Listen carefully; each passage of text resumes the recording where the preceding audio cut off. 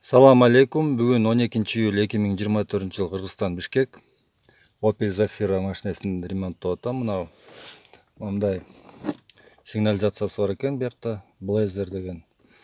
Мен мұны эмнеге чечип салдым, анткени могул жерде мындай реле блокировки деген бар. Ошо сигнализация коюлат. Анан бул негизи могул жерде лампочкасы турбайбы? Мына могулчу. Ошол лампочкасынын ылдый жагына коюлат. Жана сигнализация да негизи ошол жерде турат көбүнчө. Анан ошол реле блокировкабыз бул стартерге кетет экен. Мен эмне үчүн муну алып салайын деп чечтим, анткени бул кийин өзү проблема жаратат. Бул негизи угонго каршы деп жасалган нерсе. Бирок бул көбүнчө реле иштей калганда бул водительдин хозяиндин өзүнө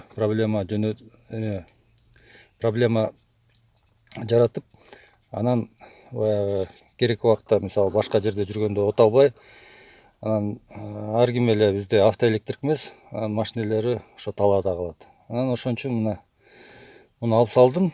Анан муну кантип текшерем? Могу 2 провод жаш жыл бул стартерге кетет. Анан мен муну прямой кошом. Азыр жөн эле текшерип атам. Негизи буларды кесип туруп прямой туташтырам дагы. Анан болду, бул уже кийин эч кандай проблема жаратпайт. То есть блокировка болбойт бул машинеде. Азыр мына текшерейин. Так, мына зажиганияны включать этем.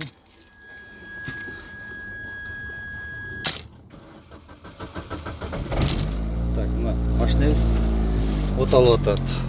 Бул релеси жок эле. Анткени мына прямой туташылды. Так, мына эми бул убактылуу. Анан муну мен алып салам. Так, мына ушундай. Эми ким эгер ушундай проблема менен кийин ушундай блокировкасы машина оталбай атса, мына ушул жерин эле чечип туруп, муну аласыңар дагы. Могул 2 проводду прямой туташтырасыңар. Болду. Релени болсо алып саласыңар.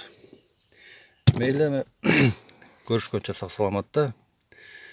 Пока.